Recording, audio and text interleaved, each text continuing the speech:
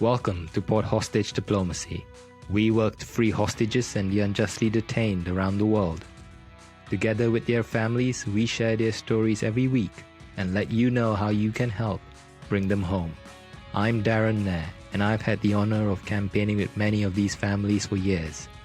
These are some of the most courageous and resilient people among us, people who have never given up hope, people who will never stop working to reunite their families.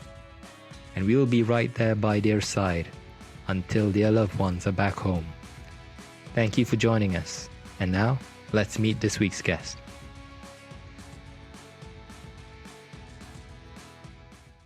Welcome to Port Hostage Diplomacy. I'm Darren Nair. I've been campaigning to free hostages and the unjustly detained around the world with their families for over 6 years now. One of these families is the family of Trevor Reed, an American and former U.S. Marine wrongfully detained in Russia since 16 August 2019. We interviewed Trevor's parents, Joey and Paula Reed, twice on this podcast. In fact, they were the first American family we interviewed. Last month on 27th April, Trevor was released in a prisoner swap deal between the US and Russia. His health was deteriorating and his parents were very worried that he may have died in prison. What happened was Trevor contracted COVID-19 in prison, and while he was still recovering from COVID, he came into contact with another prisoner with tuberculosis. At one point, Trevor was coughing up blood and he wasn't even being given the proper medical attention he needed. This led to the Reed family going all out on their campaigning. They wanted to meet President Biden face to face, so they campaigned outside one of the events he attended, and eventually they got a phone call with the president. And they were then told they would get to meet him in person soon. When that didn't happen, they then held another protest outside the White House with news outlets in attendance, and this then resulted in the Reeds getting a meeting with President Biden in the Oval Office. Their meeting with the president lasted for about 45 minutes. Not too long after this meeting, President Biden gave the green light to secure Trevor's release in a prisoner swap deal with Russia. Now, this was an amazing achievement, given that Russia is at war with Ukraine and the US has heavily sanctioned Russia and is currently providing assistance to Ukraine. We are very grateful for the efforts of President Biden, the State Department, the US Special Presidential Envoy for Hostage Affairs, Ambassador Roger Carstens, his SPIHA team, as well as the Richardson Center, Jonathan Franks, Montel Williams, and everyone else that helped bring Trevor home. Trevor is currently at a secure location where he's receiving the medical care he needs, surrounded by his loving family, and he's now starting to heal. We are very happy for Trevor and his family. We asked Trevor's father, Joey Reed, if he could send us a voice message answering 4 questions. Number 1, what was it like seeing Trevor get freed? Number 2, how are you all doing now? 3, what's next for the Reeds? 4, what should President Biden be doing to bring the other Americans still held hostage or wrongfully detained abroad back home? Joey was very kind to get back to me with his response. Here's Joey Reed himself. What was it like seeing Trevor get freed? It was pretty amazing to watch Trevor be loaded into the plane and then see him walking across the tarmac to the other plane, and just knowing that he was with other Americans and no longer under Russian control. We were just elated. How are you all doing now? We're doing great. Just happy to be able to see Trevor each day and seeing him get better, gaining weight, kind of grasping, where he's at now and that he's free again, and just being able to hug and kiss him. What's next for the Reeds? The next thing is just to help Trevor get back on his feet, make sure that he's comfortable and, reintegrates into society at his own pace. And his primary focus is to help Paul Whelan and other Americans that are still held in Russia and in other countries wrongfully. What should President Biden do? be doing to bring the other Americans back home? The answer is very simple: anything and everything as fast as possible. We need the president to do whatever it takes, including exchanges, if that's all that will work. And we shouldn't take, years or decades or wait until someone is gravely ill before we use that final option. We need to do it much sooner. And there's too many Americans held for too long in horrible conditions by our adversaries. And we need to start trading people, especially if they're criminals who've been here a long time. We need to get them out of our prisons and get our Americans home. I've mentioned this before, and I'll say it again. The Reeds are an amazing family. Joey Reed is a former US Marine himself and a former firefighter. Paula Reed, Trevor's mother, and Taylor Reed, Trevor's sister, are just as amazing, strong, and resilient. They had to spend a lot of time and money these last 2.5 years to reunite their family. When I last interviewed Joey and Paula, they said they had some savings set aside for their retirement. They've had to use most of these savings on legal fees, traveling to Russia and Washington, D.C. to advocate for Trevor's release, and many more expenses related to Trevor's wrongful imprisonment in Russia. No American family should have to do this if their loved one is being wrongfully detained by another country solely because they are an American. Russia did this because they wanted a concession from the United States. This was state-sponsored hostage-taking, also known as hostage diplomacy. And the Reeds were an innocent American family from Texas, caught between two giants. The US government should have provided more support to the Reeds. They shouldn't have had to use up most of their retirement savings to free Trevor. Americans with loved ones held hostage by Russia shouldn't have to start GoFundMes to help with the expenses to free their loved one. There's still time for the US government to do more here and help this innocent family. I hope they do, because Trevor's recovery and this family's recovery is not going to be easy, it's not going to be quick, and it's not going to be cheap. They shouldn't have to rely on NGOs like Hostage US for assistance. They should be able to get more support from the US government.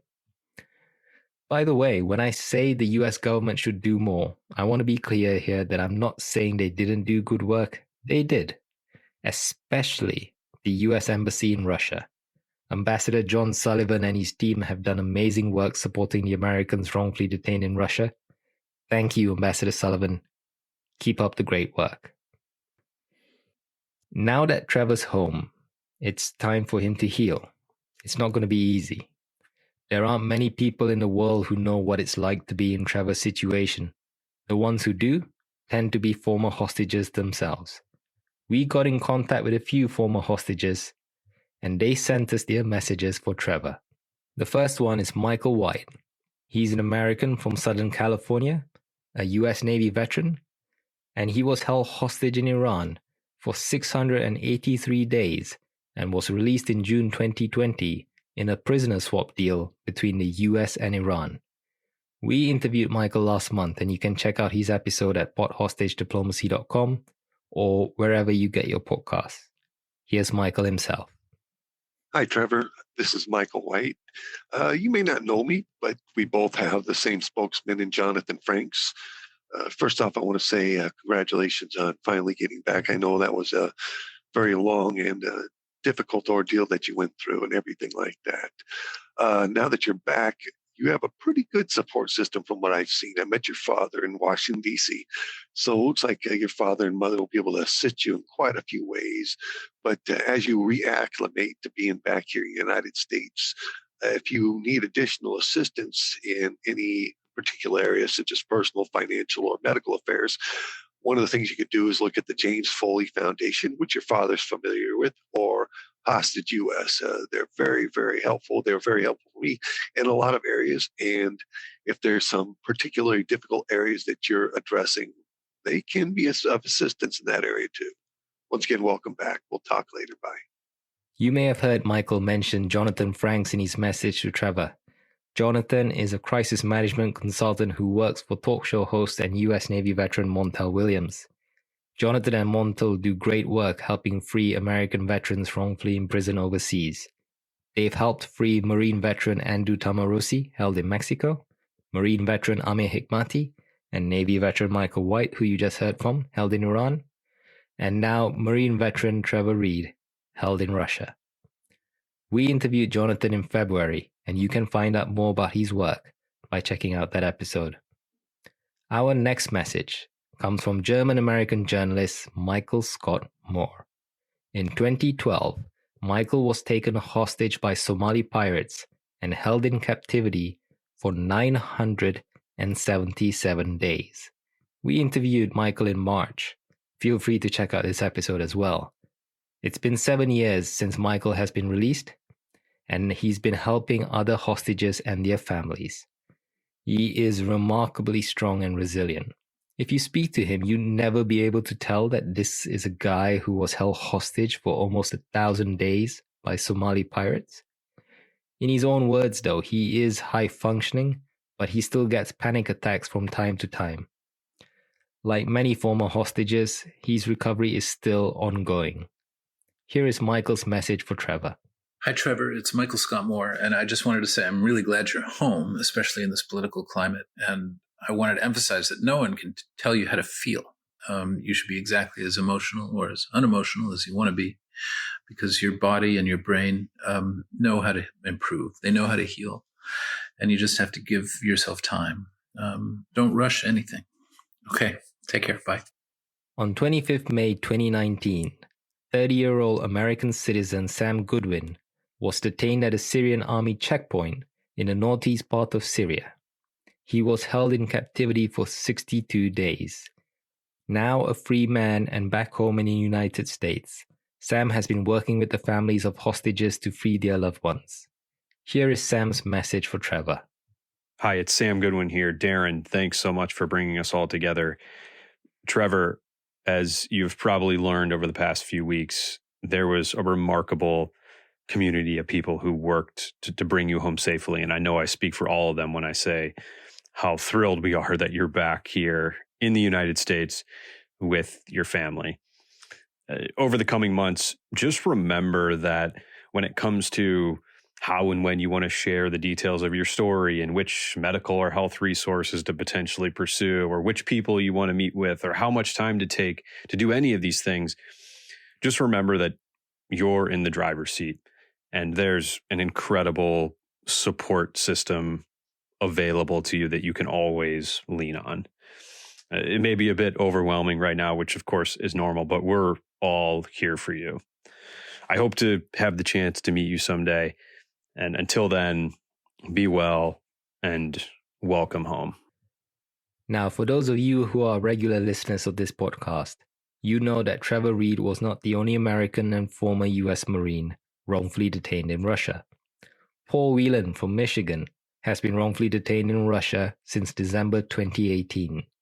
We've interviewed Paul's sister, Elizabeth Whelan, 3 times on this podcast.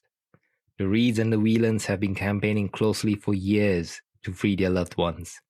The prisoner swap deal between the US and Russia that freed Trevor didn't include Paul. Paul was left behind. We spoke to Elizabeth Whelan in detail about this a couple episodes ago. Please do give that a listen as well. As you can imagine, Paul and his family were very upset that they were left behind, but at the same time, they are very happy for Trevor and his family. Here's Elizabeth's message for Trevor. Hi, Trevor. This is Elizabeth Whelan for the Whelan family, welcoming you home and wishing you all the best and a speedy recovery. Thanks so much for everything you've done to help my brother Paul. I know we'll see him home soon, and hopefully the two of you will be able to meet up and share notes. Take care. Talk to you soon. So far on this episode, you've heard a lot of talk about taking time to heal. This doesn't just apply to hostages and their families, it applies to campaigners like ourselves too. I used to be a director on the board of Amnesty International UK, and I've campaigned with many families for the release of their loved ones. Today at Port Hostage Diplomacy, I'm still campaigning with multiple families. Unfortunately, these cases, they don't stop coming. Almost every single day, I get a message from a family member with an update or a request. Amnesty previously wrote an article about what they call secondary trauma. Every family of someone held hostage or wrongfully detained abroad is in a constant state of trauma. Some days it's a high level of trauma, some days it's a low level of trauma, but it's always there. For campaigners like ourselves who work closely with the families, we get affected by this trauma too. It's not as much as the family experiences. However, because we work with many families, the trauma that is passed on from each family adds up. If we don't take a step back periodically to get some rest, to recharge, we won't be able to keep doing this for long. And for this reason, we at Pot Hostage Diplomacy will be taking a 1-month break. We'll also be using this time to make some upgrades to our podcast, and we'll be returning with our next episode on 15 June 2022. In the meantime, please do check out our previous episodes if you haven't already. If you're listening to this episode on Apple Podcasts, Spotify, or Podchaser, and you like what we're trying to do, please do give us a good rating and a review on those podcast apps. That will tell the algorithm that Pot Hostage Diplomacy is worth listening to, and it'll make the stories of these hostages available to more people who will take action and help bring them home. Thank you to all our listeners like you for giving us your time. It means the world to us. Take care, and we'll be back in a month. Goodbye.